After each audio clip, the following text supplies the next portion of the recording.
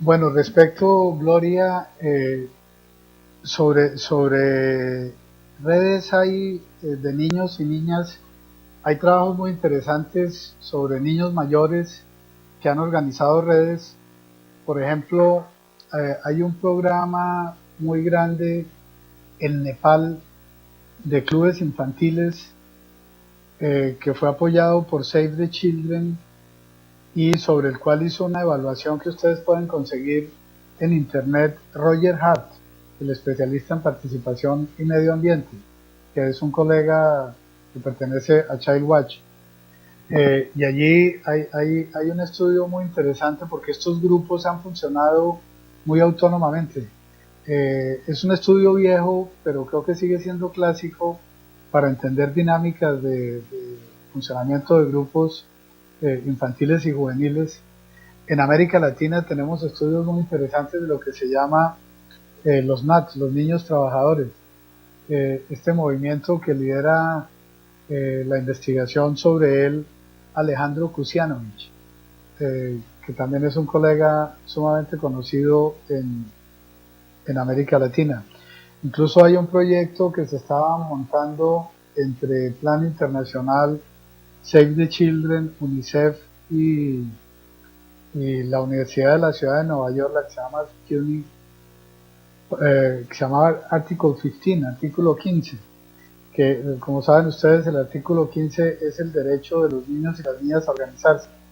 Y lo que se estaba empezando a montar en este proyecto, que hay algunos documentos que se pueden pedir en internet sobre este documento, era empezar a hacer una investigación sobre organizaciones de niños y niñas donde haya o no más o menos, digamos, donde la relación entre iniciativa de los niños y iniciativa de los adultos pues puede ser de distinto grado, es cuáles son las prácticas democráticas que construyen.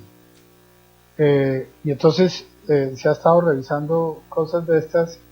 Hay una investigadora que era de la Universidad de la Ciudad de Nueva York que se llama Kim Sdebo, S B larga E B pequeña O, Sbeu, Kim Sbeu, donde han hecho mucha evaluación en distintos sitios del mundo con niños de sus propias prácticas y con adolescentes de organización. Eso de una parte, pero por otra parte, este tema está más reflexionado cuando se trata de niños y niñas mayores de 7 años. El tema es cómo es la participación en la primera infancia, ¿verdad? Y entonces sobre esto también hay algunos trabajos interesantes. Eh, en Bogotá existió un programa que se llama Voces Ciudadanas, que fue un programa de estímulo de construcción de ciudadanía desde la primera infancia y donde se desarrollaron estrategias de participación de niños y niñas. Y si ustedes entran a Secretaría de Integración Social de Bogotá, encuentran cómo se han hecho consultas para los niños en la primera infancia para la construcción de políticas de desarrollo de la ciudad. Aquí para Medellín también pueden entrar en la página de CINDE, que es www.cinde.org.co.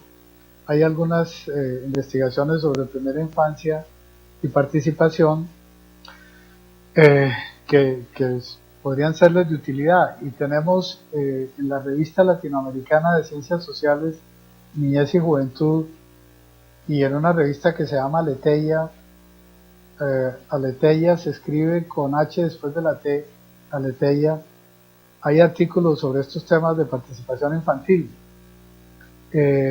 Y precisamente en México, Yolanda Corona y eh, ¿cómo se llama la esposa de Bob, Norma?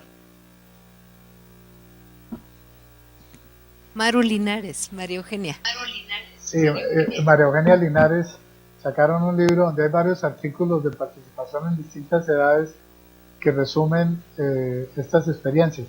O sea, hay una bibliografía no muy grande, pero creciente. Ahora, ¿cuál es el tema, uno de los temas a discutir con respecto a esto? Es que la participación se ha entendido más como escuchar la voz de los niños en ejercicios de consulta, que está muy bien. A los niños hay que consultarles, sobre todo hay que consultarles en aquellas cosas que tienen que los van a impactar. Pero además de escucharlos, lo fundamental en el tema de escuchar la voz de los niños es crear los ambientes que les permitan anunciarse en la acción. Entonces, y esto ya empieza a ocurrir. Por ejemplo, hay prácticas en las cuales hay familias que cuando van a definir sus vacaciones, discute toda la familia, incluidos los niños pequeños, a dónde quisieran ir, qué quisieran hacer. O que ya cuando se le va a comprar la ropa al niño o a la niña, por pequeños que sean, no se le compra la ropa y se le lleva, sino que se va con él a ver qué le gusta, qué... Pero entonces cuando uno empieza a mirar, les quiero poner un ejemplo de una asesoría que estaba haciendo para un programa de fortalecimiento de la educación inicial en un país de Centroamérica con un préstamo. Se estaban construyendo las instalaciones y entonces para que el programa resultara más fácil de manejar, se estandarizó que todos los centros de desarrollo infantil se construían iguales. Y eran los salones iguales con un piso en un material, afuera en lo que es la zona de recreo, cascajo y una parte de cemento. Entonces, muy lindos. Cuando uno muestra las fotos, va mostrando las fotos, supongan ustedes ver unas instalaciones bien construidas, con salones en el interior bonitos, dotados y con zonas de recreo amplias en cascajo. Y introduzco una foto precisamente de Roger Hart, tomada por Roger Hart en un preescolar en el Japón, donde es una zona plana con una colina, con una pequeña colinita, con arbustos, y hay zanjas por donde corre el agua, hay pedazos de madera, piedra, arena, objetos, etcétera, y un adulto al lado de los niños que están jugando en su zona de recreo. ¿Qué es lo que esos niños están haciendo? Es que su patio de recreo, valga la redundancia, lo recrean todos los días. Lo están construyendo todos los días. No está prediseñado para que ellos siempre solo puedan hacer las mismas prácticas. El espacio de recreo no se considera un sitio distinto al de la educación inicial que está recibiendo el niño, sino una continuidad, un desarrollo del modelo pedagógico. Entonces ahí los niños tienen una acción. Y podría poner varios ejemplos de este tipo. Es como los niños están realmente actuando en todos los espacios donde su vida transcurre, y no estos ejercicios de consulta que son más como para decorar o legitimar procesos donde a veces después, o la mayoría de las veces, no se tiene en cuenta la consulta que se hizo con los niños. Entonces, este tema de redes de niños lleva pues a reflexionar mucho sobre la participación, y Gloria, como te decía, hay mucha información sobre esto y creo que entre todos podemos intercambiar información sobre eso. Además del libro de Zen que les decía, de La idea de justicia, que es uno de sus últimos libros, que les recomendaría mucho que lo leyeran porque es muy interesante, y es un economista hablando de filosofía moral y de filosofía del derecho como corresponde, ¿verdad? Que los científicos sociales no podemos aislarnos de estos temas, seamos sociólogos, politólogos o lo que seamos. Hay otro libro clásico del que se llama Desarrollo y Libertad, donde está trabajada esta idea, y hay ideas muy importantes en el discurso que él pronunció al recibir el Premio Nobel de Economía, que está traducido y se puede bajar de internet. Y en internet, cuando ustedes dan a Amartya Sen, Wikipedia tiene al final de su biografía un listado amplio de su producción con muchos links a la versión electrónica de estos artículos, porque estos solo se consiguen en libros. Con respecto al comentario que hacía Ofelia, me parece muy importante. Yo no sé el concepto de diferencial, porque en la experiencia que he tenido en conferencias y en seminarios, en talleres donde he estado participando en Europa o en los Estados Unidos, en América Latina, lo que he comprobado es que el enfoque diferencial no es una categoría que se use en muchos países. Es decir, en inglés no hay un término para diferencial, no lo hay en francés ni en portugués. En general, lo que se habla en otros contextos es de inclusión, de diversidad, pero no tanto de lo diferencial.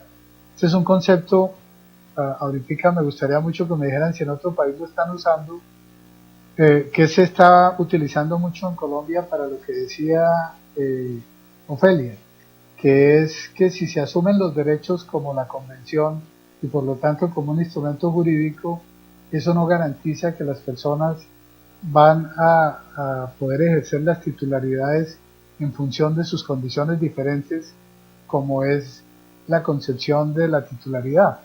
Que la titularidad no es unívoca y uniforme para todos, sino la titularidad es en función de la diversidad que caracteriza una sociedad, como lo es el concepto de dotaciones. Las dotaciones, cuando se refieren a ellas, no está hablando solo de las dotaciones económicas, sino también de las dotaciones en términos culturales, simbólicos, sociales. No es lo mismo nacer en una familia que tiene libros y donde sus padres tienen un nivel de educación que en una donde no hay ni siquiera un periódico, una revista, pues sus padres no tienen un nivel educativo. Incluso no tiene igual suerte en la sociedad una persona cuando su dotación genética tiene un cromosoma diferente y eso lo coloca por lo que la sociedad llama una situación de discapacidad. Entonces, por eso se habla del enfoque diferencial y está teniendo un trabajo muy importante en Colombia. Entonces cerraría esto diciendo, los derechos no son una perspectiva fundamentalmente jurídica, son una perspectiva filosófica y conceptual desde las ciencias sociales y la filosofía, que tiene una expresión política y jurídica en términos de la convención, pero que la perspectiva que hay detrás, tanto de la Convención de los Derechos del Niño como lo que llamamos la Declaración Universal de los Derechos del Hombre, es mucho más amplia la perspectiva y la fundamentación filosófica que estos instrumentos jurídicos, que son instrumentos jurídicos que por ello la sociedad tiene que hacer diálogos sobre ellos para que no se imponga el enfoque occidental sobre las demás culturas. Y segundo, que es muy importante el llamado que hace de atención Ofelia, en el sentido de que no basta tenerla si no desarrollamos este concepto de la inclusión, pero no solo para referirnos a la inclusión de la discapacidad, sino de todas las diferencias por razones étnicas, culturales, de religión, de género, de ubicación espacial, etcétera. Y para reconocer la diversidad, la riqueza de la diversidad. Por eso la importancia de esta concepción de que la libertad es poder realizar el proyecto de vida que cada quien valora en las condiciones de su sociedad. Es decir, que lo público no es solo lo común, lo que nos hace iguales, sino aquello que nos permite también realizar nuestras preferencias, nuestras decisiones individuales, logrando al mismo tiempo el beneficio del conjunto y la opción de que los demás puedan realizar sus trayectorias de vida de la manera más positiva para ellos y para el conjunto. Y el sociólogo que mencioné se llama Mark Granovetter. Granovetter se escribe como grano, B pequeña, E-T-T-E-R, Granovetter.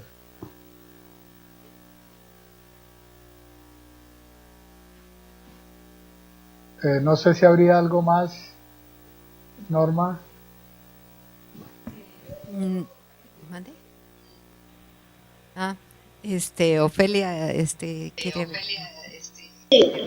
Solamente para aportarles, hay una autora que se llama Seila Benavid, que trabaja, que hace unos planteamientos muy importantes en esto que estamos trabajando de la diversidad, y ella plantea que generalmente los procesos educativos y los procesos de intervención son orientados desde una perspectiva del yo generalizado.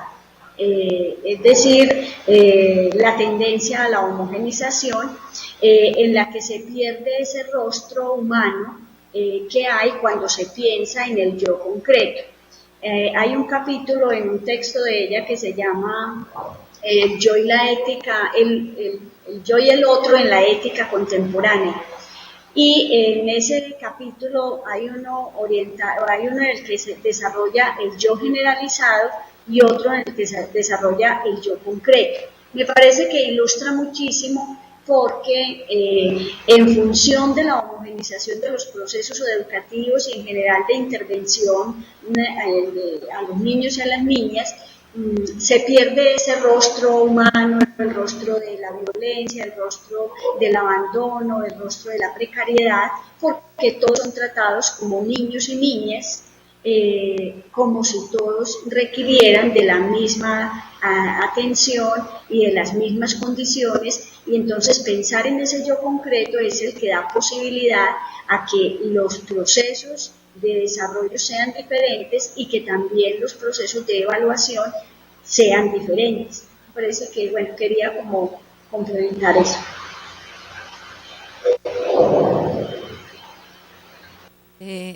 Bueno, creo que justo lo que menciona Ofelia también lo proponen en quienes ahora trabajan la ética de la responsabilidad, que es justo el tratar de contextualizar estos principios éticos universales en situaciones mucho más, digamos, contextualizadas y que aluden, digamos, a esta situación no del deber, sino de la responsabilidad o corresponsabilidad. Justo enlazándonos con esta última discusión sobre la diversidad, viene muy a cuento porque la siguiente sesión Bob Myers va a discutir los resultados de su proyecto alrededor de cómo es que en dos comunidades indígenas, una maya y creo que una purépecha, indígenas de México,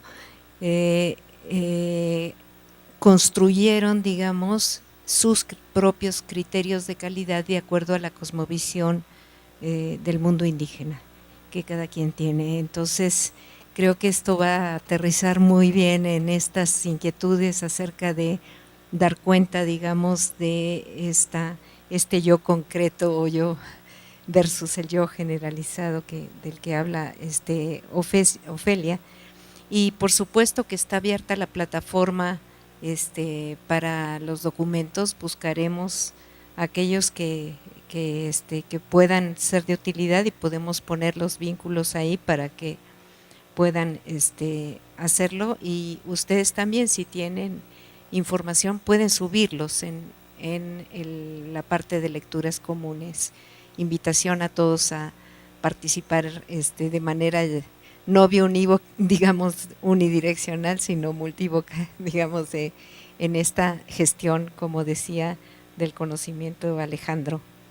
Quisiera agradecer muchísimo a todos y a todas, y sobre todo a Alejandro, por esta maravillosa sesión. Creo que ha sido muy, muy productiva, nos deja con muchísimas inquietudes y que por tanto es muy fértil en ese sentido, ¿no? Para seguir trabajando y para seguir cuestionándonos sobre este tema que nos interesa a todos. Entonces, los invito a todos para la próxima sesión, el día 26 de septiembre, que será nuestra siguiente sesión, y agradecerles a todos su participación, a Alejandro, como dije, su maravillosa exposición y respuestas en la discusión, y al equipo técnico que facilitó esto de manera maravillosa. Esto es, digamos, es empezar a estrenarnos en estas nuevas modalidades, y creo que todos vemos la bondad de utilizar, digamos, estas situaciones que ayudan a la democratización de la información. A Rodolfo, a Sergio, que está acá en Xochimilco, y bueno, a todos ustedes por mantenerse aquí a punto en este trabajo. Muchísimas gracias a todos. Igual, muchísimas gracias por esta oportunidad y a la orden para todas y todos aquí en CINDE con Ofelia y los colegas. Estamos a disposición. Muchas gracias, Norma. Fue excelente haber tenido la oportunidad de poder sintetizar estas ideas y compartirlas y seguimos interactuando. Muchas gracias. Gracias a todos. Muchas gracias. Hasta luego. Muchas gracias. Hasta luego.